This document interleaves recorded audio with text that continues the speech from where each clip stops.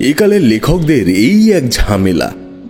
পুজো সংখ্যা পত্রপত্রিকা বেরিয়ে যাওয়ার পর থেকেই সম্পাদক মশাইদের তাগিদ শুরু হয়ে যায়, পরের বছর পুজো সংখ্যার জন্য জানুয়ারির মধ্যেই লেখা চাই। সেবার জানুয়ারি পেরিয়ে মার্চ মাস এসে গেল, কিন্তু আমার কলম যেন অনির্দিষ্টকালের জন্য ধর্মঘট করে বসলে।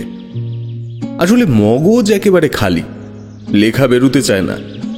প্রায় হাল ছেড়েই দিয়েছিলুম, কিন্তু গোদের ওপর বিস্ফোরা।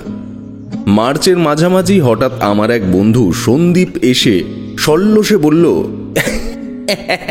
কেল্লা মার দিয়া। বললুম, কি ব্যাপার?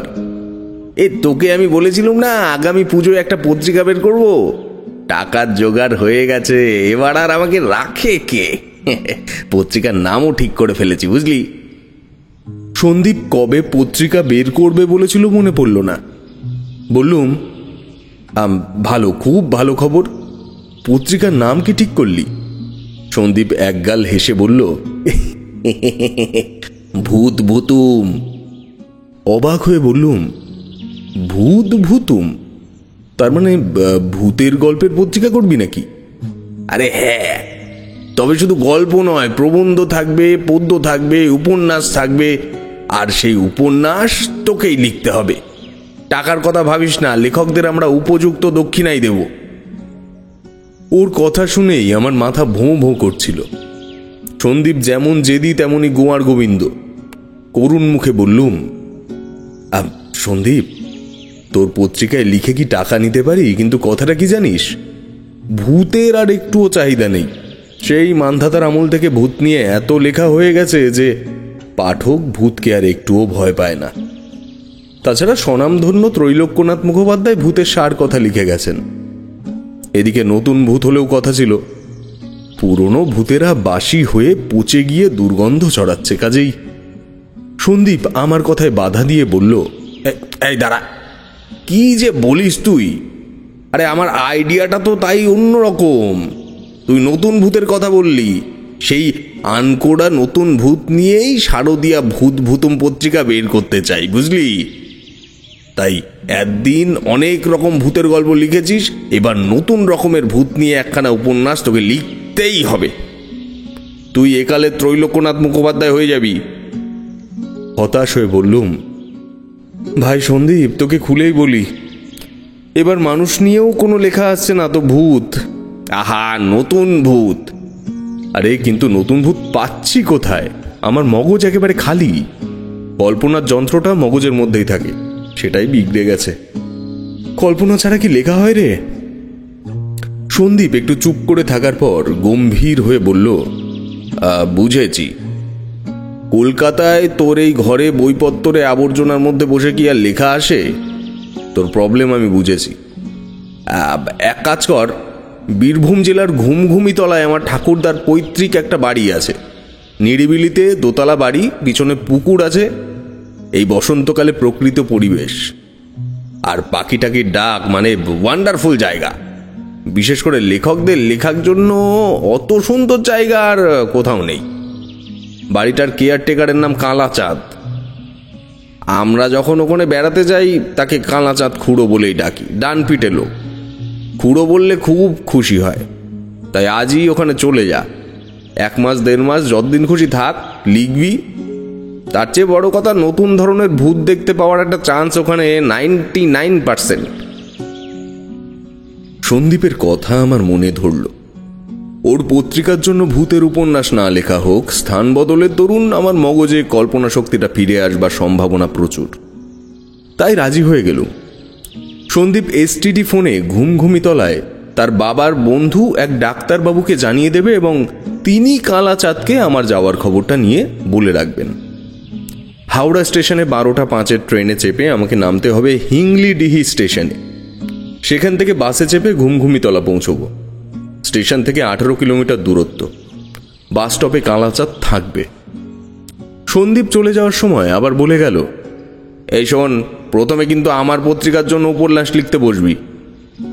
পরে বুঝতে পেরেছিলুম সন্দীপ ভূত ভূতুম পত্রিকার শারদীয় সংখ্যার জন্য আমার উপন্যাস সর্বাগ্রে পেতে চায়। তাই আমাকে সে তার গাড়িতে চাপিয়ে হাওড়া স্টেশনে পৌঁছে দিয়েছিল এবং ট্রেনেও তুলে দিয়েছিল।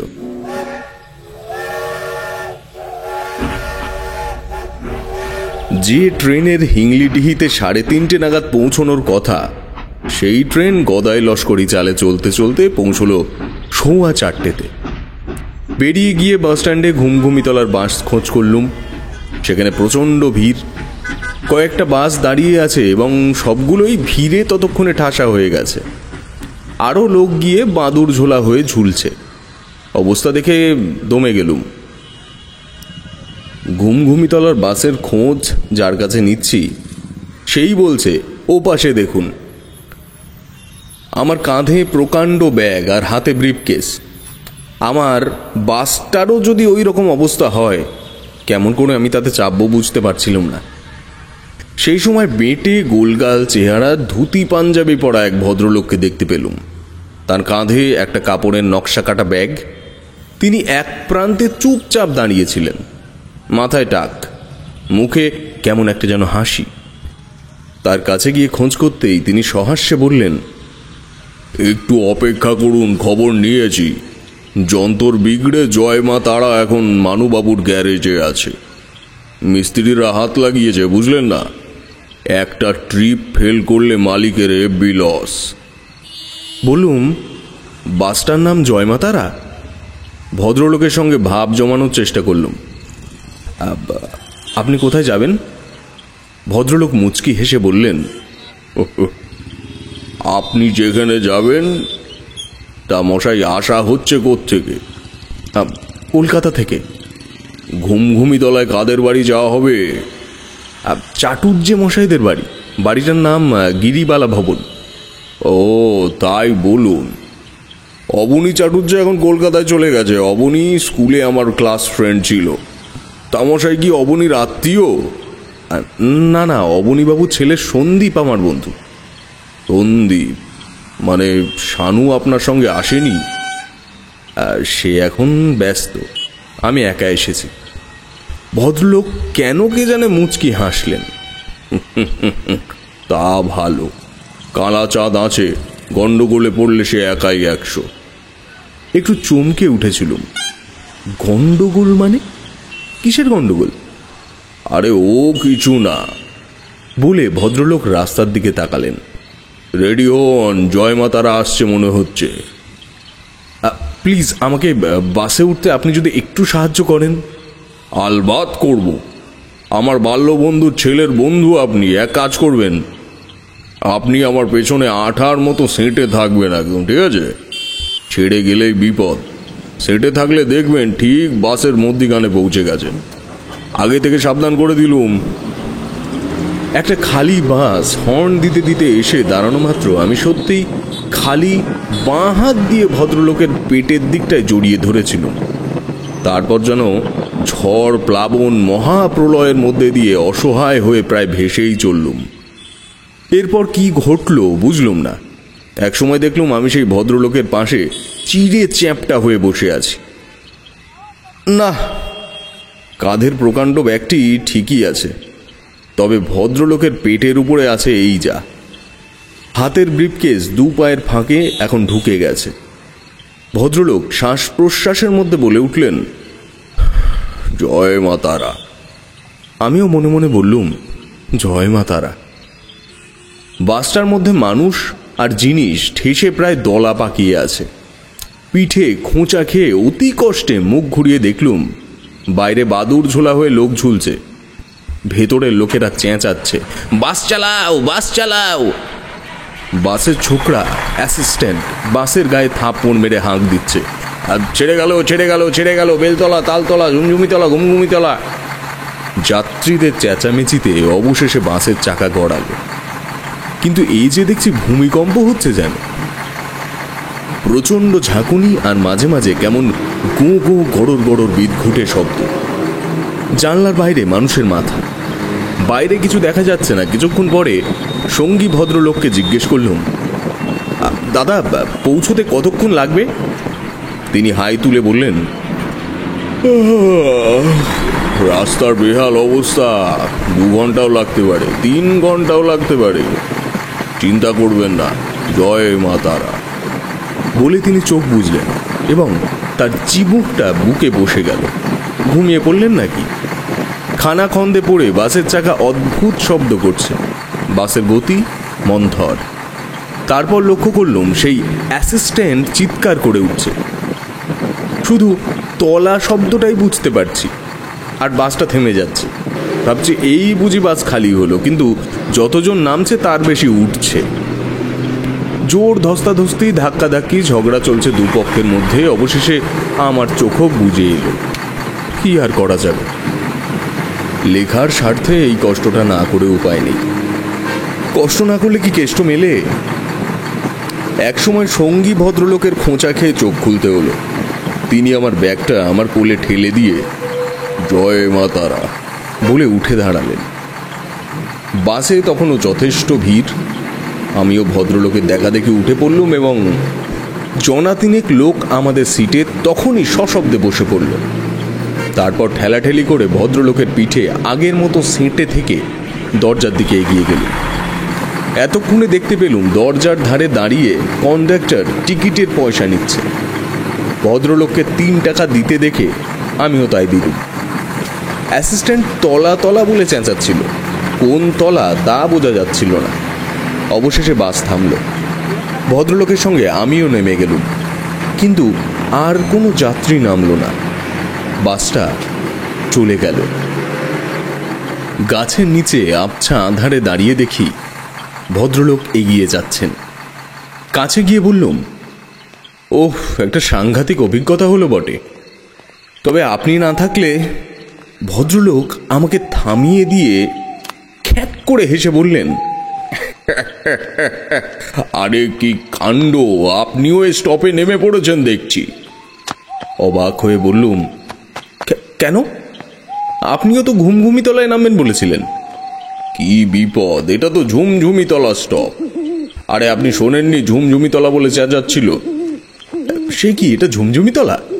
হ্যাঁ মশাই, এই অক্রাগন্ডার বাজারে খামোখা বাড়তি 50 পয়সা খরচ করতে যাব কেন? ঘুমঘুমি তলায় স্টপ থেকে মাত্র 1.5 কিলোমিটার। জ্যোৎস্নায় একটু পথ হাঁটতে হাঁটতে পদ্য রচনা করব।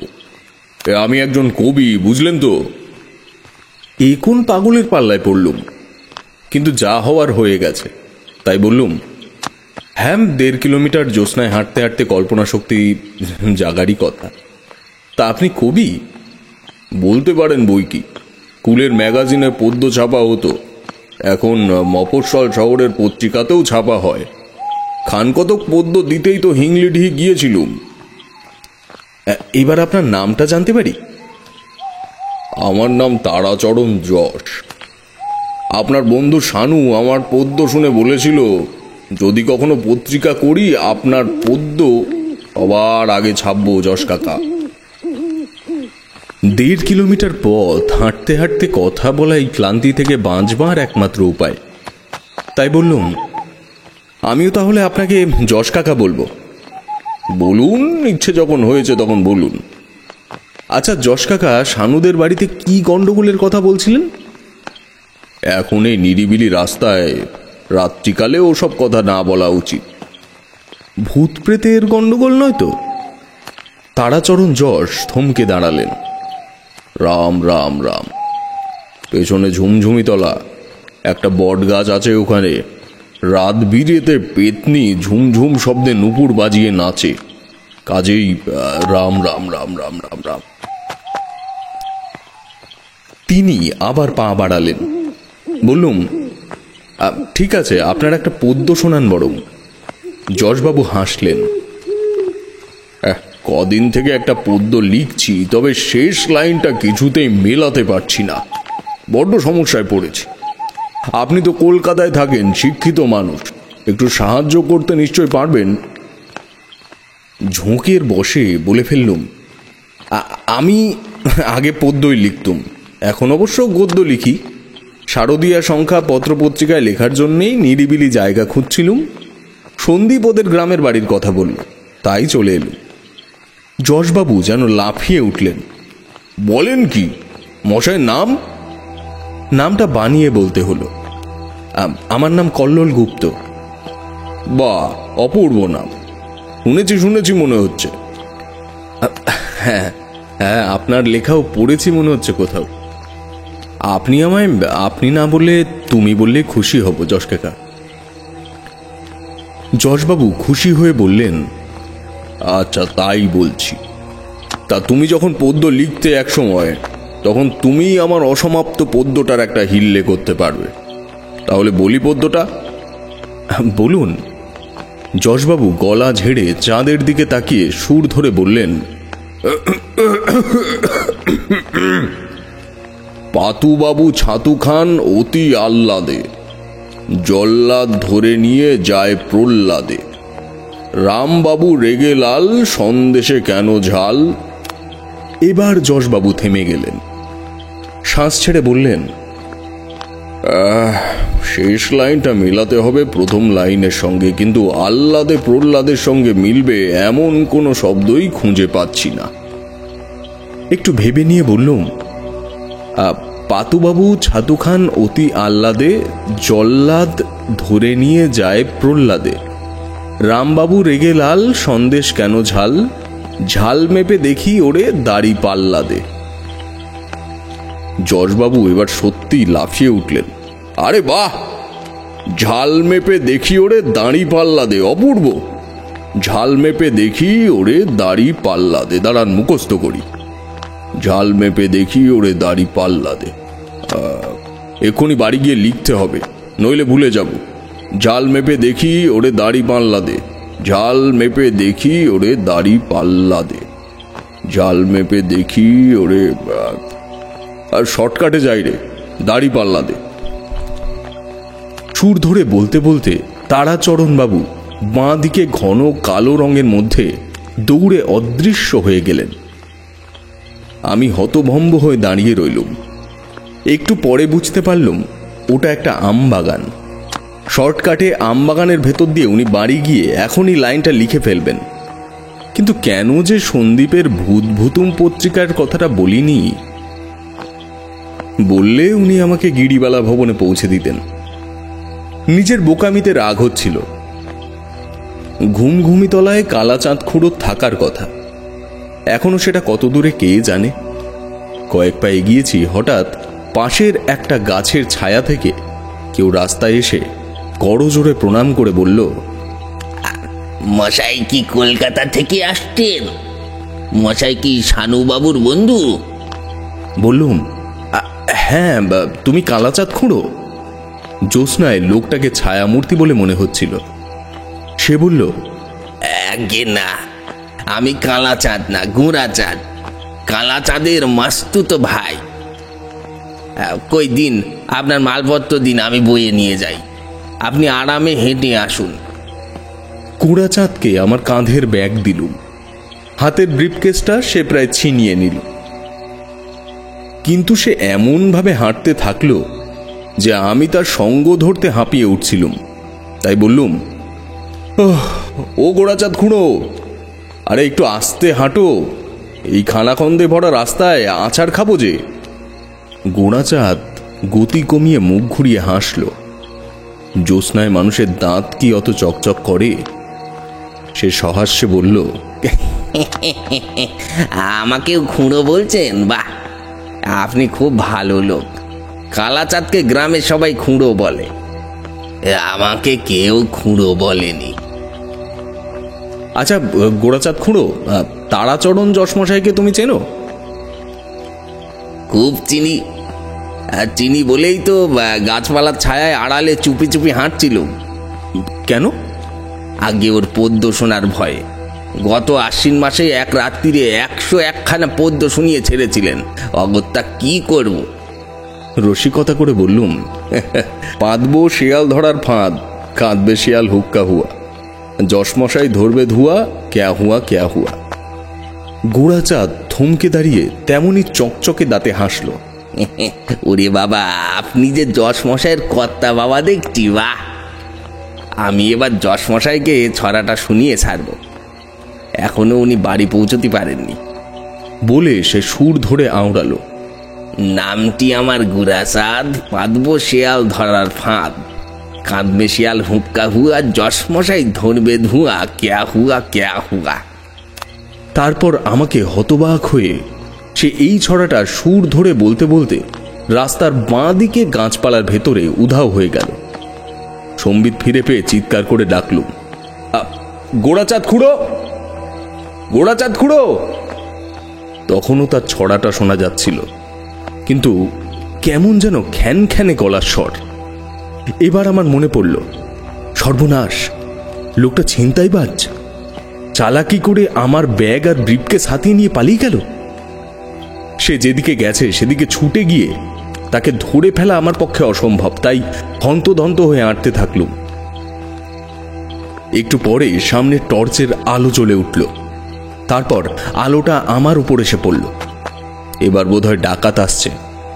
আতঙ্কে চেঁচিয়ে উঠলুম, কালাচাঁদ খুড়ো, কালাচাঁদ খুড়ো। ভারী গলায় লোকটা বলে উঠল, মশাই কি শানু বাবুর বন্ধু? মশাই কি কলকাতা থেকে আসছেন? এও যে গোড়াচাঁদের ভঙ্গিতে কথা বলছে। বললুম, হ্যাঁ, তুমি কে? টর্চ নিভিয়ে লোকটা করজোড়ে প্রণাম করে বলল, আগে আমি কালাচাঁদ। বাস স্টপে আপনার জন্য দাঁড়িয়েছিলুম, বাস চলে গেল, আপনি নামলেন না। তারপর আমার মনে হলো বাবু মশাই তো এ তল্লাটে নতুন এসেছেন, ভুল করে ঝুমঝুমি তলায় নেমে পড়েননি তো, তাই দেখতে আসছিলাম। হঠাৎ কানে এলো কেউ গুণাচাঁদ খুড়ো বলে চেঁচাচ্ছে। বললুম, আরে আমি চেঁচাচ্ছিলাম কালাচাঁদ খুড়ো। গোড়াচাঁদ আমাকে বলল সে তোমার মাস্তুতো ভাই, তুমি তাকে আমার খোঁজে পাঠিয়েছ। কি বিপদ? তা আপনার মালপত্তর কই? গোড়াচাঁদ খুড়ো নিয়ে পালিয়ে গেল। কালাচাঁদ রুদ্ধ স্বরে বলল, ওরে হত ছাড়া, দেখাচ্ছি মজা। কথায় বলে না, স্বভাব যায় না মূলে। স্বভাব বাবু মশাই, স্বভাব। স্বভাব যায় না মূলে মানে? এখনো সব কথা থাক, চলুন, শানুদের বাড়ি এখান থেকে কাছে, আমার সঙ্গে আসুন। সে পায়ের কাছে টর্চের আলো ফেলে হাঁটতে থাকলো। বাঁদিকে একটা অনাবাদি মাঠের পথে আমরা হেঁটে যাচ্ছিলাম। যেতে যেতে এতক্ষণে দেখলুম কালাচাঁদের এক হাতে লাঠি আছে। আবার ভয় পেলুম, লাঠির ঘায়ে আমাকে মেরে মানিব্যাগ হাতিয়ে নেবে না তো? এ কি সত্যি সন্দীপের বাড়ির কেয়ারটেকার কালাচাঁদ, নাকি কোনো ডাকাত নিরিবিলি জায়গায় নিয়ে গিয়ে লাঠি তুলবে? আমি তৈরি হয়ে হাঁটছিলুম। কিছুক্ষণ পরে একটা পুকুরের পাড়ে উঠে সে বলল, এই পুকুরটা শানুদের, ওই দেখুন ওদের বাড়ি। দোতলা বাড়িটাতে বিদ্যুতের আলো জ্বলছে দেখে সাহস ফিরে পেলুম। বললুম, ঘুমঘুমি তলায় ইলেকট্রিসিটি আছে দেখছি। আগে হ্যাঁ, বছর 3 হলো ইলেকট্রিসিটি এসেছে। জোর শ্বাস ছেড়ে বললুম, ওহ, কিন্তু আমার ব্যাগ আর ব্রিফকেসের কি হবে খুড়ো? কালাচাঁদ হাসল। আগে ও নিয়ে ভাববেন না, গোড়াচাঁদ আমাকে খুব ভয় করে। বলে সে চেঁচিয়ে উঠল, এই হতচ্ছাড়া, বাবু মশাইয়ের মালপত্র দোতলার ঘরে রেখে তবে যে চুলোয় যাবি যা, নইলে এক্ষুনি মনো ওঝাকে ডেকে আনবো। সেদিনের মতো তোকে সে তাল গাছের ডগায় দাঁড় কাক করে বসিয়ে রাখবে। গোড়াচাঁদকে আমি দেখতে পাচ্ছিলাম না। পুকুরের পাড়ে অজস্র তাল গাছ। পশ্চিম পাড় দিয়ে ঘুরে গিরিবালা ভবনের গেটে পৌঁছেছি। হঠাৎ দেখলুম একটা ছায়ামূর্তি বাড়ির পূর্ব দিকে উধাও হয়ে গেল। কালাচাঁদ গেটের তালা খুলে বলল, এই গ্রামে চোর ডাকাত নেই বাবু মশাই। গোড়াচাঁদেরও চুরি ডাকাতি করা স্বভাব ছিল না। স্বভাব বলতে ওই শুধু একটা জ্যোৎস্না রাত্রিরে টোটো করে ঘুরে বেড়ানো আর তাল গাছের ডগায়। কথা না শেষ করে সে আমাকে দোতলার পূর্বের একটা ঘরে নিয়ে গেল। তারপর জানলাগুলো খুলে দিয়ে বলল, উত্তরে পুকুর, জ্যোৎস্নায় পুকুরের জল কেমন ঝিলমিল করছে দেখুন। পুকুরে মাছ আছে, কাল জেলে ডেকে এনে মাছ ধরাবো। উকি মেরে দেখে ভালো লাগলো। তারপরেই চোখে পড়ল আমার পাশেই টেবিলের ওপরে আমার ব্যাগ আর ব্রিফকেস রাখা আছে। ঘর তো তালাবন্ধ ছিল। ব্যাপারটা যে দেখছি একেবারে ভুতুড়ে। কালাচাঁদ হঠাৎ চেঁচিয়ে উঠল ফের, এই হনুমান, তাল গাছের ডগায় আবার চড়েছিস? আবার উকি মেরে কিছু দেখতে পেলুম না, কিন্তু তারপরে পুকুরের জলে ঝপাং করে কেউ ঝাঁপ দিল। বললুম, কেউ যেন জলে ঝাঁপ দিল কালাচাঁদ খুড়ো, গোড়াচাঁদ নাকি? আগে হ্যাঁ, কথায় বলে স্বভাব যায় না মূলে। বলে কালাচাঁদ আমার দিকে ঘুরল। বাবু মশাই, আপনি বাথরুমে গিয়ে হাত মুখ ধোন, ওই দেখুন বাথরুম। আমি আপনার জন্য চায়ের ব্যবস্থা করি। সে রাতে আর কোনো গন্ডগোল ঘটেনি, তবে শুয়ে পড়ার পর পুকুরের জলে কিছুক্ষণ অন্তর বার দুয়েক ঝপাং করে ঝাঁপ দিয়ে পড়ার শব্দ শুনেছি। কেউ তাল গাছের ডগা থেকে পুকুরে ঝাঁপিয়ে পড়ছিল, তা ঠিক।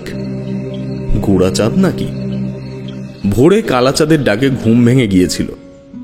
সে কথা মতো বেডটি এনেছিল। চা খেতে খেতে ওকে গোড়াচাঁদের ব্যাপারটা জিজ্ঞেস করেছিলুম। কালাচাঁদ হাসতে হাসতে বলেছিল, ওকে নিয়ে চিন্তার কারণ নেই বাবু মশাই, মনো ওঝার নাম করেছি, আর হতচ্ছাড়া আপনার কাছে ঘেঁষবে না। বরং একটুখানি বাইরে ঘুরে জায়গাটা দেখে আসুন, ভালো লাগবে। আমি বাজারে যাই, খুঁজে পেলে মনো ওঝাকেও ডেকে আনবো, চিন্তা করবেন না। সত্যি ঘুমঘুমিতলার প্রাকৃতিক পরিবেশ সুন্দর। গিরিবালা ভবনের কাছাকাছি কোনো বাড়ি নেই। ঝোপঝাড় জঙ্গলে লাল ফুলের শোভা আর পাখির ডাক শুনে আমার মগজের কল্পনা যন্ত্রটি চালু হয়ে গেল। বাড়ি ফিরেই লিখতে বসলুম। কালাচাঁদ তখনও ফেরেনি। কয়েক লাইন লিখেছি, নিচে কার হাঁক ডাক শোনা গেল। কালাচাঁদ, ও কালাচাঁদ খুঁড়ো, আমাদের মহামান্য লেখক মশাইয়ের সঙ্গে দেখা করতে এলুম। গেল কোথায় কালাচাঁদ? ও কল্লোল বাবু। বিরক্ত হয়ে কাগজ কলম রেখে বারান্দায় গেলুম। তারাচরণ যশমশাইকে দেখতে পেলুম। তার হাতে একটা সুটকেস। একটু পরেই তারাচরণ যশমশাই উঠে এসে সুটকেস হাতেই নমস্কার করে সহাস্যে বললেন, আপনি আমার যে কি উপকার করেছেন, পদ্যটা যে শুনছে সেই বলছে খাসা পদ্য। বলে তিনি বারান্দার মেঝেতেই বসে পড়লেন। বললুম, হা হা, ওখানে বসছেন কেন? ঘরে চলুন। না মশাই, ঘরে বসে পদ্য জমবে না। বলে তিনি সুটকেস খুলে এক গাদা কাগজ বের করলেন। আপনাকে শোনাবো বলে এনেছি, ভুল থাকলে শুধরে দেবেন। আপনি বরং ওই চেয়ারে বসুন, আমি শুরু করি। সর্বনাশ, এ তো ভুতুড়ে উৎপাত নয়, মানুষের উৎপাত। এই উৎপাত ভূতের চেয়ে সাংঘাতিক। অতগুলো পদ্য শুনতে হলে সারাটা দিন কেটে যাবে। সন্দীপ কেন এসব লোকের কথা আমাকে বলেনি কে জানে। যশমশাই কাগজের সাজানো স্তূপ মেঝের উপরে রেখে মুচকি হেসে বললেন, বলতে ভুলে গেছি, গতকাল সন্ধ্যায় সে এক কাণ্ড। হঠাৎ হতচ্ছাড়া গোড়াচাঁদ গিয়ে আমার পথ আটকে বলল, এবার তার পদ্য শুনতে হবে। বেগতিক দেখে মনো ওঝার নাম করে শাঁসালুম, তখন কেটে পড়ল। গোড়াচাঁদ ওই পুকুরের ধারে বেঁকে থাকা একটা তাল গাছের ডগায় চেপেছিল, বুঝলেন? এই তো গত মাসের কথা। ওর মাথায় ছিট হলো, তারপর কি করে তাল গাছের ডগা থেকে পুকুরের ঠান্ডা জলে পড়ে আক্কা আক্কা। বুঝেন তো, পৌষ মাসে এখানে প্রচণ্ড ঠান্ডা পড়ে। পুকুরের ঠান্ডা জলে পড়ে ব্যাস, গোড়াচাঁদকে যখন তোলা হলো তখন সে মরা, পেটে জল ভরা, ঢোল মরা। যাক গেও কথা, শুরু করি। এই বিপদের মুহূর্তে চোখ বুজে মনে মনে যশমশাইয়ের মতো বললুম, জয় মা তারা। কিন্তু তাতেও কাজ হলো না। যশমশাই সগর্জনে পদ্য আসলে ছড়াপাঠ চালিয়ে যাচ্ছিলেন। মাথা মুন্ডু বোঝা যাচ্ছিল না। এই উৎপাত থেকে বাঁচবার জন্য শেষে মরিয়া হয়ে উঠেছিল। মুখ দিয়ে বেরিয়ে গেল, গোড়াচাঁদ খুঁড়ো বাঁচাও। অমনি এক অদ্ভুত ঘটনা ঘটে গেল। দক্ষিণ থেকে একটা জোরালো ঘূর্ণি হাওয়া এসে যশমশাইয়ের কাগজগুলো উড়িয়ে নিয়ে চলল। যশমশাই আর্তনাদ করলেন, হায় হায় হায় হায়, এ কি হলো মা গো, কি হলো? ততক্ষণে কাগজগুলো শূন্যে ঘুরপাক খেতে খেতে পূর্ব দিকে ঘুরে উত্তরের পুকুরের জলে গিয়ে পড়ছিল। অবশ্য পরে তা দেখেছিল। এদিকে দিক বিদিক জ্ঞান শূন্য হয়ে তারাচরণ যশ বারান্দা থেকে লাফ দিয়ে তার পদ্যের কাগজ ধরতে যাচ্ছিলেন। আমি তাকে টেনে ধরেছিলাম, তা না হলে উনি দোতলা থেকে নিচে পড়ে নির্ঘাত মারা যেতেন। বাধা পেয়ে তিনি সিঁড়ি বেয়ে নেমে গেলেন। তাকে অনুসরণ করলুম। কালাচাঁদ তখনও ফেরেনি। যশবাবুর সঙ্গে খিড়কির দরজা দিয়ে পুকুরের ঘাটে গেলুম। দেখলুম তার পদ্য লেখা কাগজগুলো সবই ছেঁড়া পাতার মতো জলে ভাসছে। ঘূর্ণি হাওয়াটা তখন জলকে তোলপাড় করছে, তাই কাগজগুলো উল্টে পাল্টে ভিজে গিয়ে ডুবে যাচ্ছে। যশমশাই জলে ঝাঁপ দিতে যাচ্ছিলেন। তাকে দু হাতে চেপে ধরে বললুম, বরং মনোজাকে ডাকুন যশমশাই। উনি এবার চেঁচিয়ে উঠলেন, মনোজা কোথায় আছিস রে? ওরে মনো, শিগগিরি আয় রে, শিগগিরি আয়। পেছনে কালাচাঁদের ডাক শোনা গেল। যশমশাই, কি হয়েছে? আমার সর্বনাশ করেছে গোড়াচাঁদ বেটার ছেলে, দেখে যা কালাচাঁদ। কালাচাঁদ ঘাটে এলো। তার সঙ্গে একজন জটা জুটোধারী লোক, তার হাতে ত্রিশূল, কপাল সিঁদুর লাল। কালাচাঁদ বলল, বাজার থেকে মনোকে ডেকে আনলুম, কেননা হতচ্ছাড়া হনুমান গুণাচাঁদ কলকাতার বাবু মশাইকে জ্বালাতন করতে পারে। মনো, শিগগিরি ওকে সেদিনকার মতো দাঁড় কাক করে দাও দেখি। মনোঝা লাল চোখে ওপরে তালগাছের দিকে তাকিয়ে বিড়বিড় করে মন্ত্র পড়ল। তারপর কি অদ্ভুত ব্যাপার, সত্যি একটা দাঁড় কাক একটা তালগাছের ডগায় উড়ে এসে বসল। তারপর কর্কশ্বরে ডেকে উঠল। মনো ত্রিশূল তুলে গর্জন করল, চুপ! মুখ খুললেই আবার আক্কা হয়ে যাবি। এবার দ্বারকাকটা স্থির হয়ে বসে রইল। বললুম, চশমশাই, বাড়ি গিয়ে আবার পদ্য লিখতে বসুন। অন্তত মাস দেড়েক ধরে লিখতে থাকুন, তারপর আমার কাছে নিয়ে আসবেন, শুধরে দেব। আমি এখানে 2 মাস আছি। তারাচরণ যশ খালি সুটকেস হাতে চুপচাপ চলে গেলেন। আমি দোতলার ঘরে গিয়ে এবার নিশ্চিন্ত মনে লিখতে বসলুম। তবে হ্যাঁ, সন্দীপ নতুন রকমের ভূতের কথা বলেছিল, মিলে গেল। ওকে বরং এই ভূত নিয়ে একটা বড় গল্প লিখে দেব। ভূত নিয়ে উপন্যাস লেখা কি সম্ভব আমার পক্ষে? সেটা পেরেছিলেন একমাত্র ত্রৈলোক্যনাথ মুখোপাধ্যায়।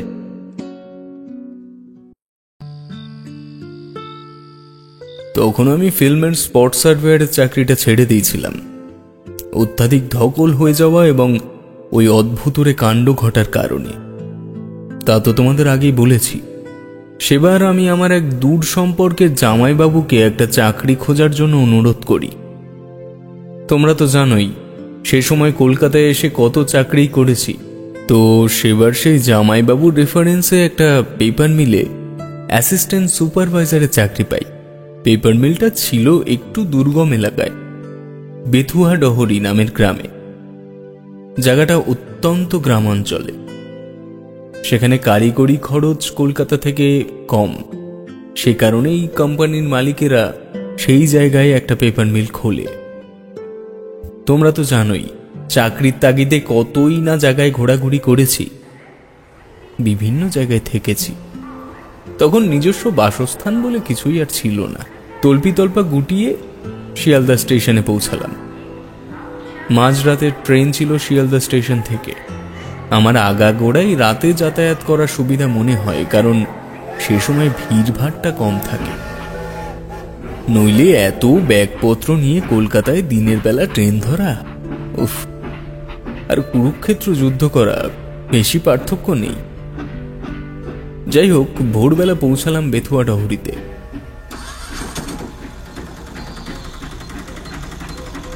সিধা চলে গেলাম আমার নতুন কর্মক্ষেত্রে। সেখানে আমার কিছু কাগজপত্র জমা দিয়ে কন্ট্রাক্ট সাইন করবার কথা। যথারীতি স্টেশনেই নেমে হাত মুখ ধুয়ে চা বিস্কুট খেয়ে সেখানে পৌঁছালাম ঠিক সকাল 7টা নাগাদ। পেপার মিলের নাম J&S paper mill private limited. তখন প্রায় কাজ বাজ শুরু হয়ে গেছে। কারিগররা সব কাজে লেগে পড়েছে। আমি একটা অল্প বয়সী ছেলেকে ডেকে ম্যানেজারকে ডেকে দিতে বললাম। সেই ম্যানেজারকে ডাকতে চলে গেল মিলের ভেতরে। মিনিট 7 পর একটি বেটে গোলগাল চেহারার লোক বেরিয়ে এলেন। এসে আমায় বললেন, নমস্কার, আমার নাম রতন পাল। সবাই আমায় ভালোবেসে পালদা বলে ডাকেন। আপনি বুঝি অমল বাবু? নমস্কার। হ্যাঁ আগে হ্যাঁ, ধীমানদা আমায় রেফার করেছেন। হ্যাঁ হ্যাঁ, বুঝেছি। আসুন আসুন, আমার কেবিনে আসুন। বলে চলতে শুরু করলেন। আমিও তাকে অনুসরণ করে পেছন পেছন গেলাম। কেবিনে পৌঁছে আমায় বসতে বললেন এবং চিল্লে কাকে যেন হাঁক দিলেন। হারু, এই হারু, এই চা দিয়ে জানা বাবা 2 কাপ, সাথে বিস্কুট। এক নেপালি ছোকরা এসে চা বিস্কুট দিয়ে গেল। চা খেতে খেতে কাগজপত্রের কাজ মিটিয়ে নিলাম। ম্যানেজার বেশ ভালো মানুষ, অমায়িক লোক, বেশ হাসি খুশি এবং সাদাসিদে। তার সাথে আলাপ হয়ে বেশ ভালো লাগলো। কর্মক্ষেত্রে সহকর্মী যদি মন মতো পাওয়া যায় তবে তাতে কাজ করার আনন্দই আলাদা হয়। তিনি আমায় ঘুরতে ঘুরতে মিলটা দেখালেন এবং মোটামুটি আমার কাজও খানিকটা বুঝিয়ে দিলেন। এই সব শেষ করতে করতে ঘন্টাখানিক লেগে গেল। সব শেষ করে ম্যানেজারের কেবিনে ফিরছি, তখনই ম্যানেজার বাবু আমায় বললেন, অমল বাবু, এই আপনার কিন্তু থাকার ব্যবস্থা করছি। কাছেই আমি আমার স্ত্রী আর বছর 5-এর একটি মেয়ে নিয়ে থাকি। আপনি এখানে নতুন এসেছেন, আমাকে আপনার জামাইবাবু বলে দিয়েছিলেন যাতে আপনার থাকার ব্যবস্থাটা দায়িত্ব নিয়ে আমি করে দিই। বাহ, তা তো বেশ ভালো কথা। তবে ভাড়ার বিষয়টা এখনই আলোচনা করা যাক। ভাড়া? বলেন কি, আপনার থেকে ভাড়া নেব? আপনি এখানে একদম নতুন, কোথায় ঘর ভাড়া খুঁজবেন? তার চেয়ে আমার বাড়িতে থাকুন, একটা ঘর খালি আছে। আমি ব্যাপারটাতে রাজি ছিলাম না। সবে মাত্র চাকরিতে ঢুকেছি, বিনা পয়সায় কারোর বাড়িতে থাকবো সেই রকম মানসিকতা আমার কোনোদিনই ছিল না। আমি তাকে জানিয়ে দিলাম যদি থাকি তবে ভাড়া দিয়েই থাকবো, নচেত নয়। ভাড়ার কথায় পালবাবু কোনো মতেই রাজি হলেন না। আমি বললাম, আপনি ব্যস্ত হবেন না পালবাবু, আমি কোনো ভাড়া বাড়ির ব্যবস্থা করে নিচ্ছি। এই তল্লাটে ভাড়া বাড়ি পাবেন কিনা সন্দেহ আছে, এমনি গ্রাম এলাকা। আরে বাবা, না পেলে আপনার বাড়িতেই এসে উঠব। পালবাবু ঘাড় নেড়ে সহমত জানালেন। আমিও ব্যাগপত্র নিয়ে খুব শীঘ্রই দেখা হবে বলে মিল থেকে বেরিয়ে পড়লাম। হাত ঘড়িতে সময় দেখলাম প্রায় 11:45। সকাল থেকে চা বিস্কুট ছাড়া আর কিছু পেটে পড়েনি, বড্ড খিদে পেয়েছে। লাগেজপত্র নিয়ে আশেপাশে কোনো খাবারের দোকান আছে কিনা সন্ধান করতে লাগলাম। স্টেশনের দিকে খানিকটা যেতে একটা ছোট্ট মিষ্টির দোকান চোখে পড়ল। ঢুকতেই দেখলাম গরম গরম কচুরি ভাজা হচ্ছে। দেখে আর খিদে সামলাতে পারলাম না। বেশ কতগুলো কচুরি, ছোলার ডাল আর মিষ্টি গলাধ্যকরণ করলাম। হিসেব মেটানোর সময় দোকানের মালিককে জিজ্ঞেস করলাম, আচ্ছা দাদা, আপনাদের এখানে আশেপাশে কোথাও ভাড়া বাড়ির সন্ধান দিতে পারেন? উনি বেশ কিছুক্ষণ মাথা চুলকে উত্তর দিলেন, ভাড়া বাড়ি, এই তল্লাটে ভাড়া বাড়ি তো তেমন কোথাও জানা নেই। আসলে গ্রাম এলাকা তো, ভাড়া বাড়ি তেমন পাবেন বলে মনে হয় না, বুঝলেন? কোনো ধর্মশালা বা গেস্ট হাউস কিছু? না, ওসব কিছু এখানে পাবেন না।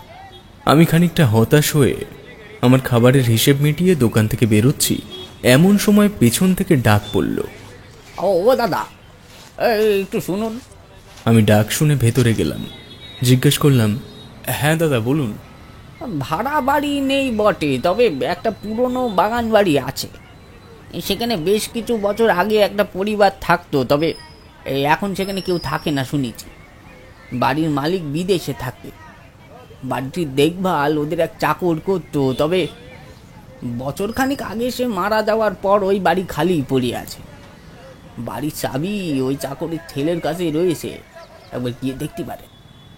আমি ধন্যবাদ জানিয়ে তার কাছ থেকে সেই বাড়ির চাবির হদিশের ঠিকানা নিয়ে বেরিয়ে পড়লাম। ঠিকানা খুঁজে পেতে বেশি বেগ পেতে হলো না, কারণ এই গ্রামে জনবসতির পরিমাণ খুবই কম।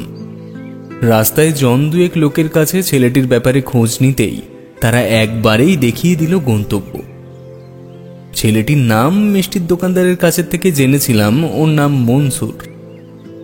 আমার প্রস্তাবটি নিয়ে যখন ওর একচালা বাড়ির বারান্দায় বসলাম, তখন ও যেন আকাশ থেকে পড়ল, বলল, ওই বাড়িতে আপনি একা থাকবেন? মানে বলছিলাম যে আপনার রান্না বান্না, ঘরের কাজ এগুলোকে নিজেই সারবেন? ওর প্রশ্ন শুনে আমি হেসে বললাম, আরে একজন মানুষের খাবার দাবার জোগাড় করতে আবার লোক লাগে নাকি? ও আমি নিজেই পারবো, একবার চলো দেখি আমায় নিয়ে। মনসুর কিছু একটা বলতে গিয়েও যেন নিজেকে আটকে ফেলল। তারপর আমার কর্মক্ষেত্র থেকে ঠিক উল্টো দিক বরাবর, অর্থাৎ গ্রামের শেষ প্রান্তে, যেদিকটায় মানুষের আনাগোনার খুব একটা ছাপ নেই বলেই মনে হলো, সেদিকে নিয়ে চলল। পথে যেতে যেতে তেমন কোনো কথা হলো না। অবশেষে আরও মিনিট খানেক হাঁটার পর পাতলা শাল সেগুনের বনের ফাঁকের থেকে ধীরে ধীরে উকি মারল একটা বিরাট বাগান বাড়ি। এটাকে বাগান বাড়ি না বলে কোনো নবাবের হাভেলি টাবেলি বললে ভালো হয়। যেমন কারুকার্য করে নির্মিত করা তার সিংহ দুয়ার, ঠিক তেমনি সাদা পাথরে মোজাইক করা বাড়ির ভেতরে প্রবেশ করার বিলাসবহুল রাস্তা। একবারের জন্য আমার পুরনো চাকরি জীবনের কথা মনে পড়ে গিয়েছিল বাড়িটি দর্শন করে। খেয়াল হলো, যদি এই সময়ে স্পোর্টস সার্ভেয়ারের চাকরিটা থাকতো তবে নির্ঘাত পরিচালককে খুশি করার মতো একটি সাইট উপহার দিতে পারতাম।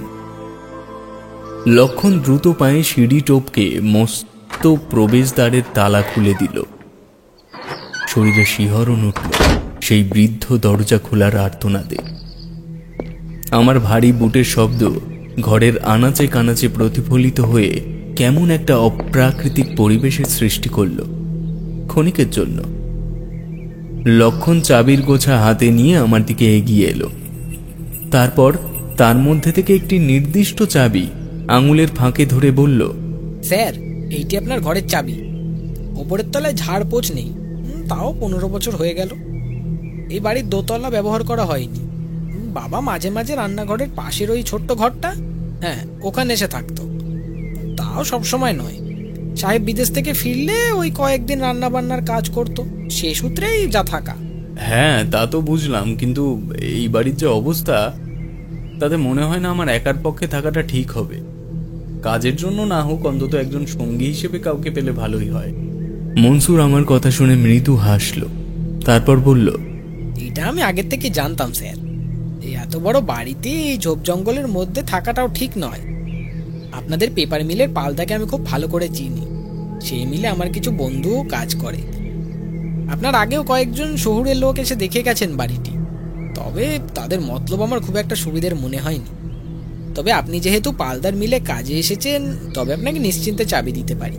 আমি সৌজন্যের হাসি হেসে ওর হাতের থেকে চাবিটা নিয়ে উল্লেখিত ঘরের দরজাটি খুলে ফেললাম। এমন বিশাল কামরা আমি জীবনে কখনো দেখিনি, অবশ্যই দেখবার কথাও নয়। আমি এ যাবৎকাল পর্যন্ত যতগুলো কোম্পানিতে চাকরি করেছি তার মধ্যে প্রায় সবকটির অবস্থাই তথৈবচ। নেহাত রাত কাটানোর জন্য এমন বাসস্থানের আশ্রয় নিতে হবে, এ বোধহয় আমার রাশিলগ্নের ফের ছিল। শোবার ঘরের আসবাব, বিছানা ও বিরাট আয়না দেখলে মনে হয় যেন কোনো রাজা রাজরার ঘরে অনধিকার প্রবেশ করে ফেলেছি। মনসুর ভেতরে এসে প্রথমে বেশ জোর খাটিয়েই জানলার কড়াগুলি টেনে সেগুলি খুলে দিল। বুঝলাম এই বাড়ির নিচের তলার যত্ন আত্মীর ছোঁয়া পড়ে থাকলেও ঘরের আসবাবপত্র ও জানলা দরজাগুলো এখনো তাদের প্রাচীন আবেগকে ধরে রেখেছে। মনসুর উৎসুক হয়ে বলল, স্যার, বলছিলাম যে আপনার যদি আপত্তি না থাকে আমি এ বাড়িতে আপনার সঙ্গে থাকতে পারি। তার বদলে আমায় কিছু দেওয়ার প্রয়োজন নেই, তবে একটা আর্জি আছে স্যার। কি আর্জি মনসুর? কোনোভাবে একটু কথাবার্তা বলে একটা কাজ যদি পেপার মিলে পাইয়ে দিতেন স্যার, হ্যাঁ, আমি আজীবন আপনার কাছে কৃতজ্ঞ থাকব। মানুষের এই ধরনের আবেদনগুলিতে আমার চিরকালের বিরক্তি ছিল, এখনো আছে। বেশিরভাগ মানুষই চাহিদা পূরণ করার প্রত্যাশায় নিজের অধিকারটাকে পর্যন্ত বর্জন করতে চায়, যেটাতে আবেদনকারী মানুষ উপকৃত হলেও আমার বিবেক বারবার বাদ সেধেছে। কাঁধের গামছা দিয়ে ঘরের আসবাবগুলি ঝাড়তে শুরু করল। আমি আমার লোটা নামিয়ে পূর্ব দিকের জানলার কাছে গিয়ে দাঁড়ালাম। এখান থেকে বাড়ির সামনেটা স্পষ্ট দেখা যায়। ঢোকার সময় লক্ষ্য না করলেও এখন দেখলাম প্রবেশকালে প্রধান ফটকের বাঁদিকে পাঁচিল ঘেঁষে একটি দোলনা লাগানো রয়েছে। ত্রিভুজ আকৃতির 4টি লোহার পাইপের ওপর আড়াআড়িভাবে রাখা আরও একটি পাইপকে কেন্দ্র করে সেটি ঝুলছে। তোমরা গ্রাম অঞ্চলে অমন দোলনা তো দেখোই নি, বরং আমিও যদি বেথুয়া ডহরি নামের ওই প্রত্যন্ত গ্রামের কাগজ কলের চাকরি নিয়ে না যেতাম, তবে সেই সৌভাগ্য বোধহয় আমারও হতো না। তোমরা বললে বিশ্বাস করবে কিনা জানি না, আমার মতো একজন 5.5 ফুট উচ্চতার মানুষও নির্ঝঞ্ঝাটে সেই দোলনায় শুয়ে পড়তে পারে, এতটাই বড় তার পরিধি। কতক্ষণ সেদিকে অবাক হয়ে চেয়েছিলাম জানি না। মনসুরের একটা হাতচিতে যেন কেঁপে উঠলাম। পিছনে ঘুরে দেখি সেও আমার দিকে ফ্যাল করে চেয়ে রয়েছে। তবে চঞ্চলবাবু আজকে নেই বলেই কথাটা বলছি। গ্রামের মানুষ অযথাই ভয় পেতে খুব পছন্দ করে। কোথায় আমার হঠাৎ চমকে ওঠার পরিস্থিতিটাকে কিভাবে সামাল দেব তাই ভাবছি। উল্টে মনসুর নিজেই হেঁচে ফেলার জন্য মহাভারত অশুদ্ধের মতো পাপবোধ অনুভব করে বলল, স্যার বুঝতে পারিনি স্যার। বলছিলাম যে যদি কিছু মনে না করেন, কটা টাকা পয়সা দিলে হাটের থেকে কয়দিনের কিছু খাবার দাবার কিনে আনতুম। তাছাড়া আপনি থাকলে একটা কেরোসিন স্টোভের ব্যবস্থা করে দিতাম। তবে যখন আমিও আছি, আমার বাড়িরটাই গিয়ে নিয়ে আসি। এই প্রসঙ্গে কিছু বললাম না আমি ওকে। পকেট থেকে দুটো 100 টাকার নোট বের করে ওর হাতে দিতেই ও নোংরা গামছা কাঁধে ঝুলিয়ে অভিব্যক্তি শূন্য মুখে বেরিয়ে গেল। বাড়িতে ঢোকার মুখেই একটা কুয়ো দেখেছিলাম ডান দিকের জঙ্গলা জায়গাটার ভেতরে।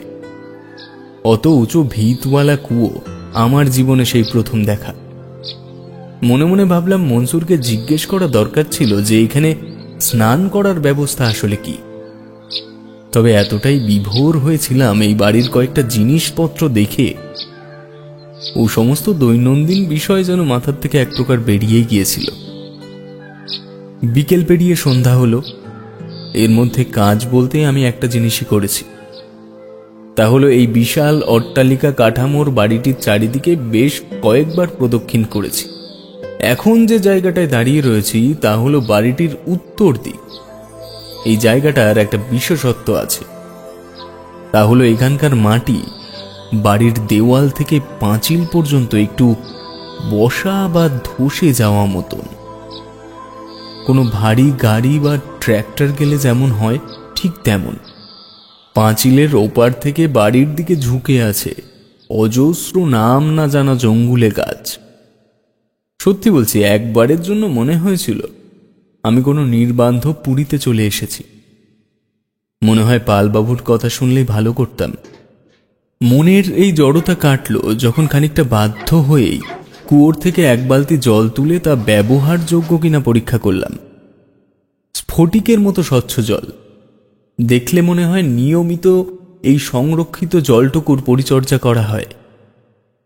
সারাদিনের ক্লান্তি যখন এক শ্যাম ছায়াচ্ছন্ন পরিবেশের মধ্যে পাতকুয়োর ঠান্ডা জলে স্নান করে ধুয়ে যায়, তখন আর মনে কোনো প্রকার দ্বিধা থাকে না। সন্ধ্যা হলো। মনসুরের তবুও কোনো খোঁজ নেই। মনে মনে রাগই হলো এবার। ছেলেটাকে রেখেই তো ভুল করেছি। ওর কি কোনো আক্কেল জ্ঞান নেই? একজন নতুন মানুষ এলাম, কিছু চিনি না, কিছু জানি না, অন্তত আলোর ব্যবস্থা কি আছে সেটা তো বলে যাওয়া উচিত ছিল। ব্যাগের থেকে টর্চ লাইট বের করে জেলে শুয়ে রাখলাম ঘরের মেঝেতে। মুখের উপরে একটা পশমের মতো কিছু বেশ খানিকক্ষণ ধরে একটা অস্বস্তি দিচ্ছিল। কখনো নাকের ওপর একটা সুরসুরি ভাব, আবার কখনো ঠোঁটের ওপর যেন একটা হালকা পলকের মতো কিছু আটকে যাচ্ছে। সারা মুখের ওপরে ইতিমধ্যে বেশ কয়েকবার হাত বুলিয়েছি, কিন্তু জিনিসটা এতটাই সূক্ষ্ম যে কোনো মতেই তার নাগাল আমি পাচ্ছি না। মেঝের থেকে টর্চটা তুলে নিয়ে এই সাময়িক অস্বস্তির থেকে মুক্তি পাওয়ার জন্য এগিয়ে গেলাম দেওয়ালে টানানো মস্ত আয়নাটার দিকে। চেহারার উপরে টর্চের আলো ফেলে যা দেখলাম তা সত্যিই বিস্ময়কর। এরকম অবাস্তব ঘটনা আমি আগে কখনো দেখিনি। কি দেখলে সেখানে অমলদা? দেখলাম আমার সদ্য যত্ন করে ছাঁটা চুলগুলির মধ্যে যেন কয়েকটা চুল অস্বাভাবিকভাবে বড় হয়েছে। এবং সেগুলোই আমার মুখ চোখের উপরে পড়ে অস্বস্তির সৃষ্টি করছে। এমনটা তো হওয়ার কথা নয়। চাকরিতে যুক্ত হব বলে চুল কাটিয়েছি দিন 5 আগেই, তার মধ্যে এমন কিছু তো আমি অনুভব করিনি। সে সময়ের অসংলগ্ন পরিবেশের সঙ্গে এমন একটা অবাস্তব জিনিস মিলে মিশে ধীরে ধীরে আমার বিচার বুদ্ধি শূন্য করে তুলেছিল। এমন সময় হাঁক শুনতে পেলাম। স্যার, স্যার, একটু বাইরে আসুন। একা একা এত জিনিস আনা যায় নাকি? ওহ, কি ঝক্কি! টর্চ হাতে দ্রুত বাইরে এলাম। মনের মধ্যে যে রোষ জমেছিল মনসুরকে উদ্দেশ্য করে, তা ওর হাল দেখে নিমেষেই মিলিয়ে গেল। দেখি শুধু স্টোভ আর বাজারের ব্যাগ নয়, বেচারা মাথায় করে 1 বোঝা পাটকাঠিও নিয়ে এসেছে। আমি তার হাতের থেকে ব্যাগ নামিয়ে নিয়ে বললাম, দাও, এদিকে দাও দেখি। আরে অন্তত আলো জ্বালার ব্যবস্থাটা বলে দিয়ে যেতে হয় না? স্যার, আমি চলেই আসতাম। মাঝপথে আমার এক কাকার সাথে দেখা। এই বাড়ির পেছনের দিকে ভাগীরথীর একটা শাখা নদী আছে। সেখান থেকে নদীর জল সেচ করে একটা পুকুর বানিয়ে রেখে দেয় চাষিরা। ওই জায়গাটাকে আমরা মোহনা বলি। জায়গাটা নির্জন, কেউ যায় না। এক সময় কবরখানা ছিল। আমাদের গ্রামের রহমত মোল্লার আরজি ছিল, সে মারা গেলে ওখানে যাতে কবর দেওয়া হয়। তা সে মারা গেছে আজ ভোরবেলায়। মাটি দেওয়ার লোক কবর খুঁজতে গিয়ে দেখে কবরের দেওয়াল ভেদ করে হুড়হুড় করে জল ঢুকে পড়ছে কবরে। এই খবর সারা গ্রামে ছড়িয়ে একদম হুলুস্থুলু। এ কারণেই দেরি হলো স্যার। কাল আপিসে গিয়ে আপনিও জানতে পারবেন।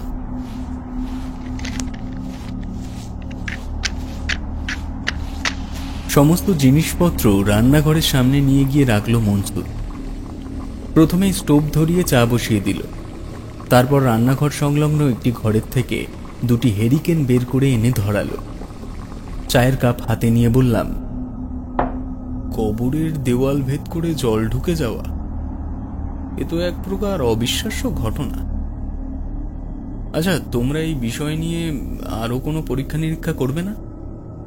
গরম চায়ের কাপে 2বার ফুঁ দিয়ে মনসুর বলল, রহমত মোল্লা নিশ্চয়ই অনেক গুনাহ করেছিল, নাইলে এমন হওয়ার কথা নয়।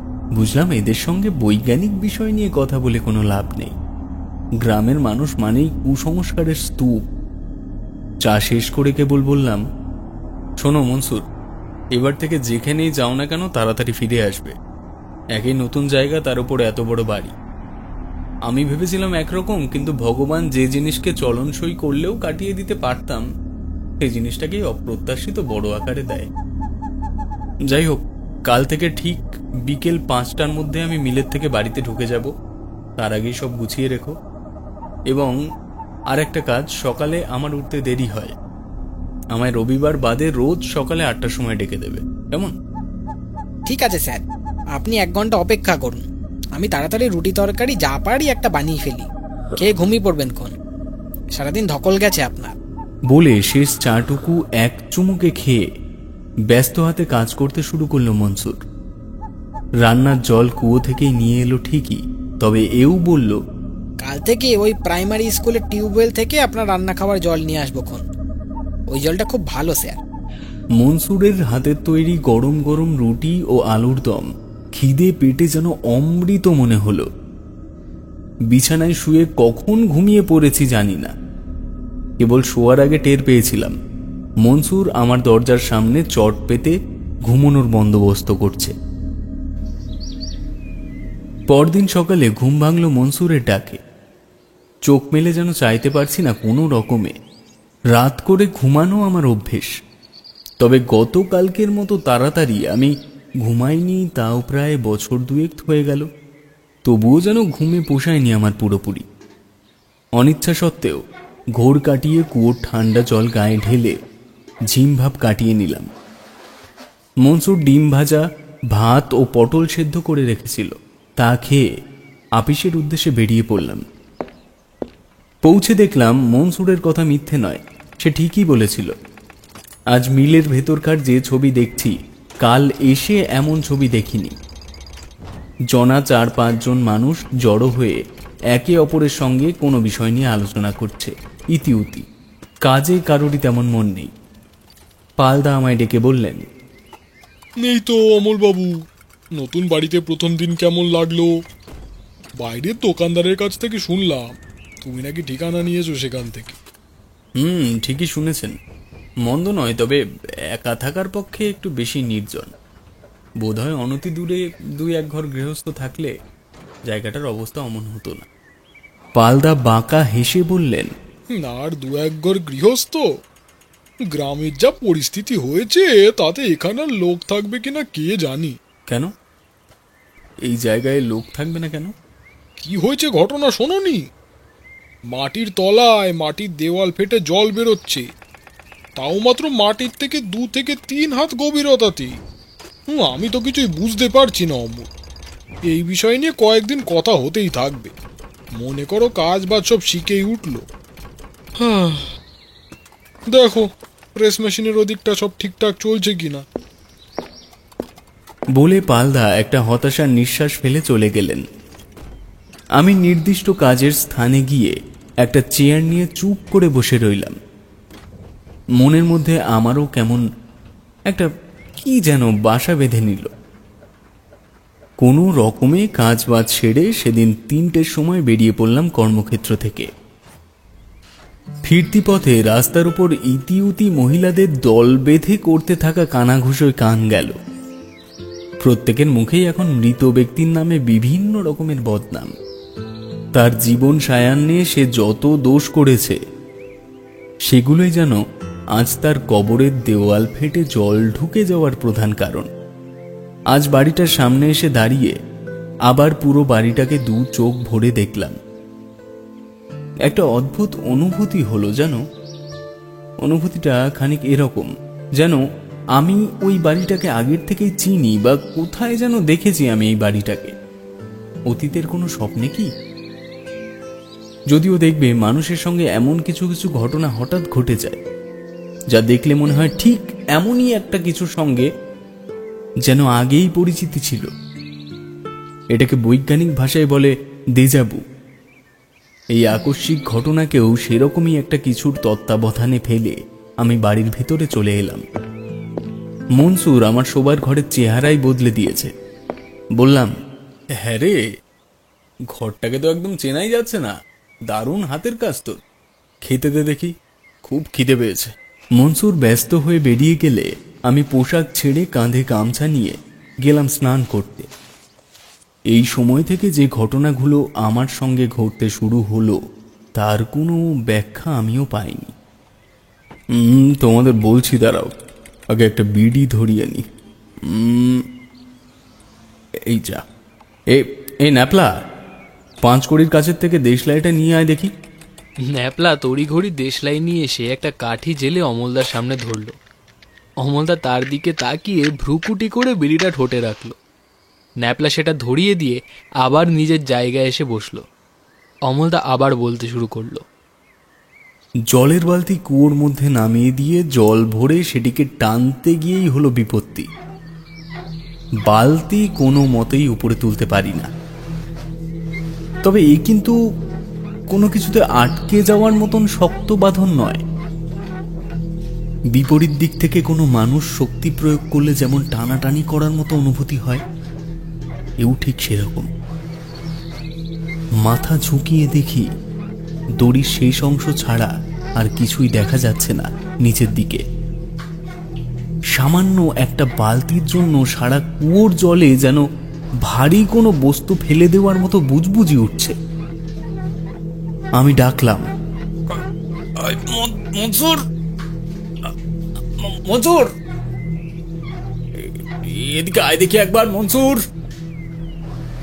এই মনসুর। আর চোখে দেখলাম মনসুর ছুটতে বাইরে এলো এবং সঙ্গে সঙ্গে আমার সাথে লড়তে থাকা বিপরীত শক্তি যেন দড়িটা ছেড়ে দিয়ে তার নৈতিক হার স্বীকার করে নিল। আমি ছিটকে পড়লাম মাটিতে। মনসুর আমার মাথার কাছে এসে বলল, হায় আল্লাহ, এ কি হলো স্যার? আপনি হঠাৎ পড়ে গেলেন কিভাবে? আমার গলা শুকিয়ে গেছিল। ওর হাত ধরে উঠে দাঁড়িয়ে ঘরে এলাম। আমায় 1 গ্লাস জল দিত। এক্ষুনি আনছি স্যার।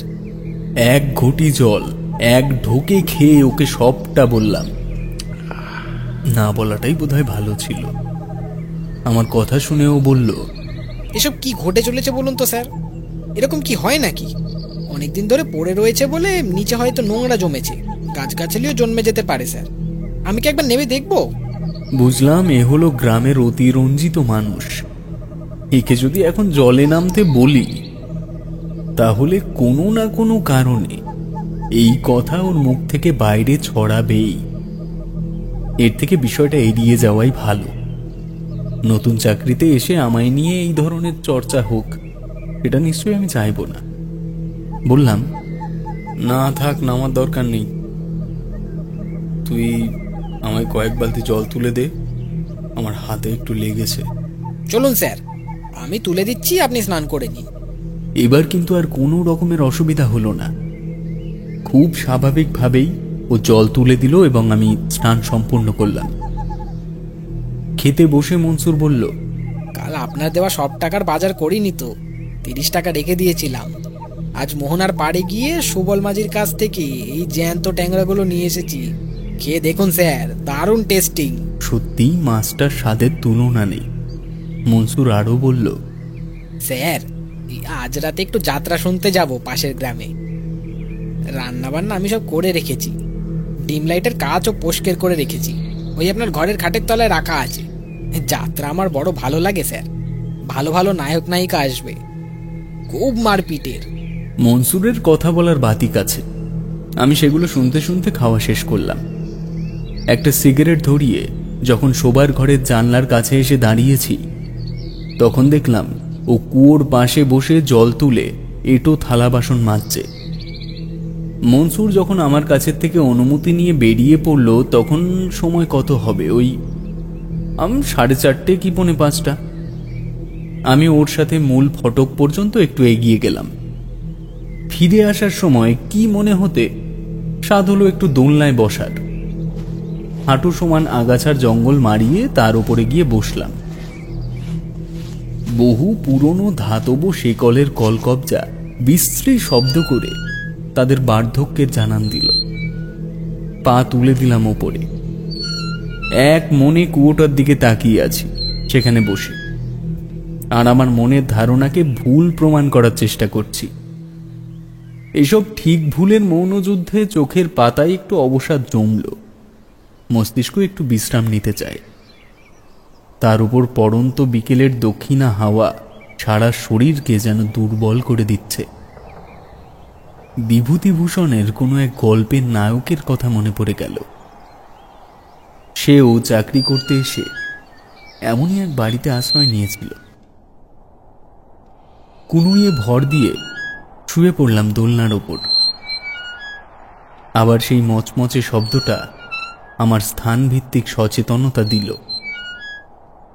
এ বাড়িতে ঘুমগুলো আমার হয়েছে ঠিক পরিশ্রান্ত চাষি মানুষের মতোই।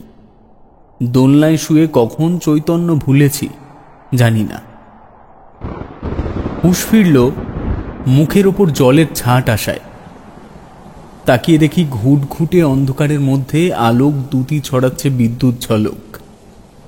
আমি সেই দোলনায় ঘুমিয়ে পড়েছিলাম এবং হয়তো এই বৃষ্টি না শুরু হলে আমার আরও পরে ঘুম ভাঙত। পরক্ষণেই আরও একটা জিনিস লক্ষ্য করলাম আমি, দোলনাটা যেন ঈষৎ দুলছে, এবং এই দুলুনি আমার উঠে দাঁড়ানোর জন্য সৃষ্টি হয়নি। প্রতিবার যেন তার উপর সমান বল প্রয়োগ করা হচ্ছে এবং ঠেলে দেওয়া হচ্ছে। এমন সময় এলো মুষলধারে বৃষ্টি। বাড়ির দরজা লক্ষ্য করে ছুটে গেলাম সেদিকে। কি ভয়ানক অন্ধকার চারিদিক! মাত্র 2 দিনের ব্যবহারে কোনো জিনিসের অভ্যেস তৈরি হয় না, কাজেই হাতড়ে হাতড়ে আমার ঘরের দরজা খুঁজতে শুরু করলাম। ঠিক তখনই একটা চাপা মেয়েলি কণ্ঠ শুনে শিউরে উঠলাম। শব্দটা এলো ঠিক আমার পেছন থেকে।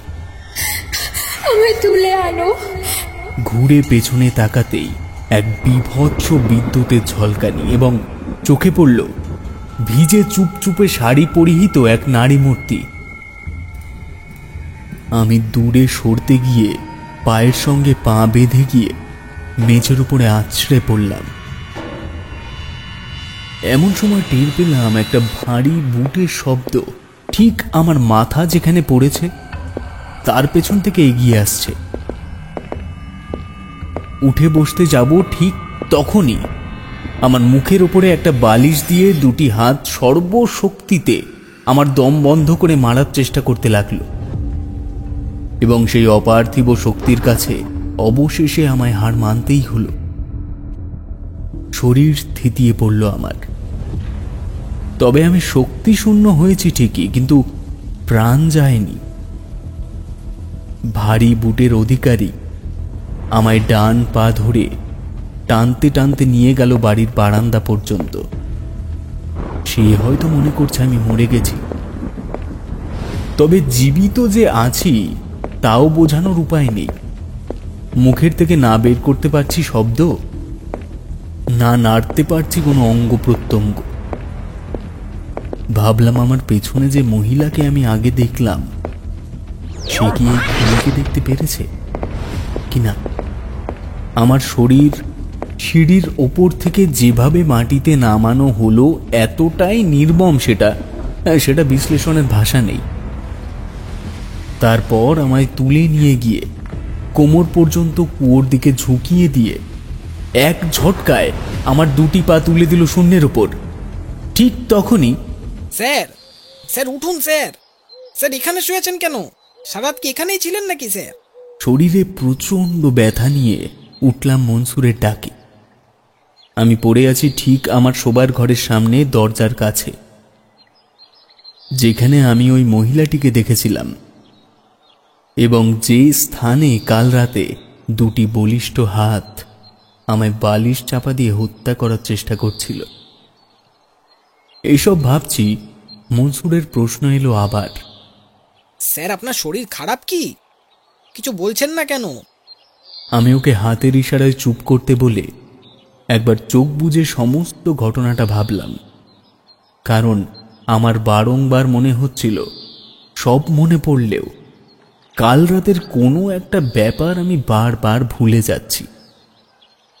অবশেষে সেটা মনে করতে পারলাম, আর কথাটা হলো, हमें तुले आनो।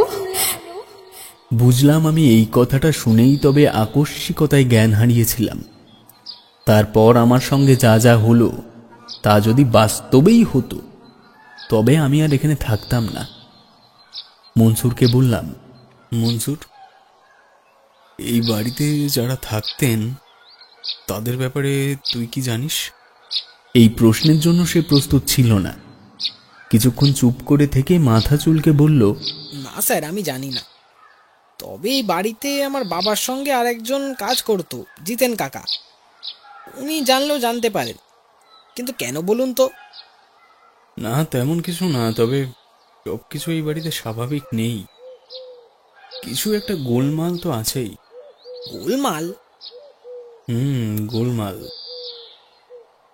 আচ্ছা, তোর বাবা মারা যাওয়ার পরে এখানে তুই একা কোনোদিনও থাকিসনি? না, রাতে থাকিনি, তবে সকালবেলা দিন কয়েক এসেছি। বেশ, আমি আজ একটু তাড়াতাড়ি বেরোবো, বুঝলি? তুই একটু ওই জিতেন কাকার ঠিকানাটা আমায় দে তো। মনসুরের কাছের থেকে ঠিকানা নিয়ে দ্রুত স্নান সেরে অফিসের পোশাক গলিয়ে বেরিয়ে পড়লাম জিতেন কাকার বাড়ির উদ্দেশ্যে।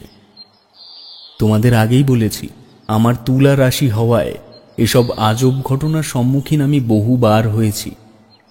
এবারও বুঝতে পেরেছিলাম আমার সাথে কাল রাতে যা ঘটেছে তা কোনো বাস্তবের প্রতিচ্ছবি, কারণ আমার চোখ ও বিচার বুদ্ধি এতটাও দুর্বল হয়ে যায়নি যে সব কিছুতেই স্বপ্ন ভেবে উড়িয়ে দেব। ঠিকানা অনুযায়ী যে বাড়ির সামনে গিয়ে পৌঁছালাম সেটা হলো একটা কুড়ে। জীর্ণ চালের ওপর কুমড়োর ফুল ফুটে রয়েছে অজস্র। বাইরে দাঁড়িয়ে বেশ কয়েকবার ডাকার পরেও যখন সাড়া পেলাম না, তখন বেড়ার দরজা ঠেলে ভেতরে ঢুকে গেলাম। দেখলাম একজন বছর ৭৫ কি ৮০ বুড়ো মানুষ বিছানার ওপরে শুয়ে আছে। দেখলে মনে হয় একটা চামড়া লাগানো কঙ্কাল পড়ে রয়েছে বিছানার ওপর। আমায় দেখে সে উঠে বসার চেষ্টা করেও আবার শুয়ে পড়ল। বলল, কে বাবা তুমি? আমার নাম অমল। আমি আপনাদের অঞ্চলের ওই পেপার মিলে চাকরি নিয়ে এসেছি। বলছিলাম, আমি উঠেছি ওই পুরনো বাড়িটায়, যেখানে শুনলাম আপনিও কাজ করতেন এক সময়। তো সেই বিষয়ে আমার কয়েকটা প্রশ্ন ছিল আপনার কাছে। লোকটি ভ্রুকুটি করে আমার দিকে চাইল, খ্যানখ্যানে গলায় বলল, ওই সেনগুপ্ত বাড়িতে উঠেছ? ও বাড়ির ঠিকানা তোমায় কে দিল? আমি শুরু থেকে এখানে আসার আগে পর্যন্ত সমস্ত কথা তার কাছে বললাম। সব শুনে সে যা বলল তার মর্ম এই। সেনগুপ্ত বাড়িতে একসময় অনেক ধুমধাম করে কালী পুজো হতো। তবে পুজোর মণ্ডপে কেবল ব্রাহ্মণ ও গৃহকর্তা রামনারায়ণ সেনগুপ্ত ছাড়া কাউর যাওয়ার অনুমতি ছিল না। তিনি ছিলেন বিপত্নিক। মণ্ডপ থাকতো চতুর্দিক থেকে ঘেরা। তান্ত্রিক মতে পুজো হতো, তাই বলি পড়ত দেদার। একবার ঠিক পুজোর আগে রামনারায়ণের ছেলে নরনারায়ণ বিয়ে করে নিয়ে হাজির হলো এক বস্তির মেয়েকে। সে বিয়েতে রামনারায়ণের এক বিন্দুও মত ছিল না। ছেলেকে কাজ ঠিক করে পাঠিয়ে দিলেন বিদেশে, আর বৌমার উপরে শুরু করলেন অত্যাচার। মনসুরের বাবা আর ইনি তলের খবর ঠিক বুঝতে পেরেছিলেন, কিন্তু সাহস করে বলে উঠতে পারছিলেন না। মেয়েটাকে শুতে দিত নিচের ঘরের দরজার সামনে, অর্থাৎ যে ঘরে তুমি এখন রয়েছ, এবং রামনারায়ণের ঘরটা ছিল সেটাই, যে ঘরটিকে তোমায় শোবার ঘর হিসেবে ঠিক করে দিয়েছে মনসুর। তারপর একদিন হঠাৎ করেই বৌমণি উধাও হয়ে যায়। বেশ কয়েকদিন পর আমি জিজ্ঞেস করছিলাম রামনারায়ণকে। উনি বললেন সে নাকি বাড়ি থেকে চলে গেছে। তারপর আর খোঁজ হয়নি তার। আমি নিশ্চিত ছিলাম ওই রামনারায়ণ নিশ্চয়ই কিছু একটা করেছে মেয়েটার। আজ তোমার কথা শুনে নিশ্চিত হলাম বাবা, বুঝলে। তোমার কুয়োর তলার থেকে বালতি টেনে ধরা থেকে শুরু করে অজ্ঞান হয়ে যাওয়ার আগে একজন সম্পূর্ণ ভেজা মহিলাকে দেখা, তোমার কাছে তার জীবন বাঁচানোর কথা বলা, এবং এটা নিশ্চিত করার জন্য নিজের সাথে ঘটা ঘটনা সে সম্পূর্ণ তোমার মধ্যে বিরাজ হয়ে দেখিয়ে দিল, যাতে তুমি ওর আত্মার মুক্তি দিতে পারো। তোমায় সে নিষ্পত্তি দিতে বলেছে বাবা। এতদিন নিশ্চয়ই ওই বাড়িতে কেউ রাত কাটায়নি বা তার মন মতো মানুষ হয়নি। বাকি রইল তোমার হালকা রাশি, যে রাশির কথা তুমি বললে। তাদের পক্ষে তোমার কাছে আসা খুব সহজ, কিন্তু কিন্তু কিন্তু কি? কিন্তু যদি তাকে মেরে কুয়োর জলে ফেলে দেওয়া হয়, তবে তার দেহ সেখানে পাওয়া নাও যেতে পারে। কেন? তা কেন? এই বাড়ি অনেক পুরনো আমলের বাবা। সে সময় কুয়োর থেকে সুড়ঙ্গ করে নদী অথবা নদীর শাখা পর্যন্ত নিয়ে যাওয়া হতো জল। সেই জল সেই সুড়ঙ্গ পথেই কত কত মণিমাণিক্যের দেশ ও হাত বদল হতো। সে দেহ আর খুঁজে পাওয়া যাবে কি? আমার তখনই মনে পড়ে গেল সেই বাড়ির দেওয়াল থেকে পাঁচিল পর্যন্ত চলে যাওয়া ঈষৎ ধসে পড়া জায়গাটুকুর কথা, এবং একই সঙ্গে কবরের দেওয়াল ভেদ করে জল ঢোকার কারণও এই সুড়ঙ্গ, তা অনুমান করতে পারলাম। জিজ্ঞেস করলাম, তাহলে উপায় কি করে তাকে মুক্তি দেব? কোনো উপায় নেই। তুমি ও বাড়ি ছেড়ে দাও, সেও আর আসবে না তাহলে। নইলে এই বিদেশ বিভুঁয়ে চাকরি করতে এসে তুমিও বিপদে পড়ে যাবে।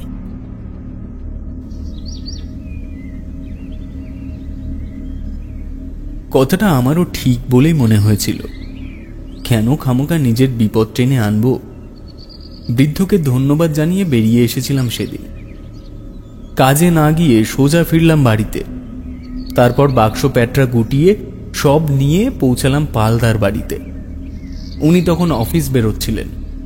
আমায় দেখে ওনার চোখে মুখে প্রথমে একটা কৌতুকের হাসি ফুটে উঠেছিল, তবে নিজেকে সংবরণ করে উনি বললেন, হে, এসো এসো, জানতাম ওখানে তুমি থাকতে পারবে না। আরে একজন মিশুকে মানুষ তুমি, ওরকম ভূতের মতন জায়গায় থাকা যায় নাকি? আমি পালদাকে আমার সঙ্গে ঘটে যাওয়া বিষয়ে কোনো কিছু বলিনি, এমনকি মনসুরকেও জানায়নি তারপরে কিছু। কিন্তু পালদাকে ধরে তার একটা কাজের ব্যবস্থা করে দিয়েছি। এক রবিবার দিন বিকেলবেলা মনসুর বলল, স্যার এখানে এসে তো ঘোরেননি এখনো, গাং ভরে গেছে জলে, মাঝিরা খুব খুশি। চলুন একটু মোহনার দিক থেকে ঘুরিয়ে নিয়ে আসি, নৌকা চেয়ে নেবো একজনের থেকে। ততদিনে আমার মাথার থেকে সবই বেরিয়ে গেছিল ওসব ঘটনা। ম্যানেজার বাবুকে জোর করে তুলে নিলাম নৌকায়। অবশেষে তিনি ছিপ নিয়ে উঠেছিলেন। বিভিন্ন গল্পগুজব হাসি ঠাট্টা করতে করতে তিনজনে ভাসছি মৃদু স্রোতেলা নদীর ওপর। মনসুর কি একটা গানের সুর ভাজছিল। হঠাৎ বলল, স্যার এটাই মোহনা, ওই দেখুন সেই খাল যেখানে সেচ করে জল রাখা হয়। পালদা বললেন, এই অমল, একটু ছিপটা ধরো দেখি, আমি আটাটা একটু নরম করি, এই বড়শির মাথা থেকে খুলে পড়ে যাচ্ছে বারবার।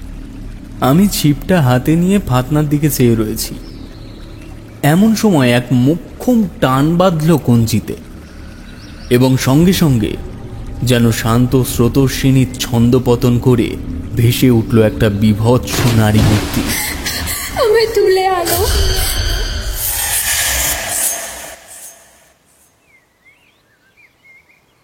সেদিন মোহনার ধারে তোমার কি হয়েছিল বলো তো অমল?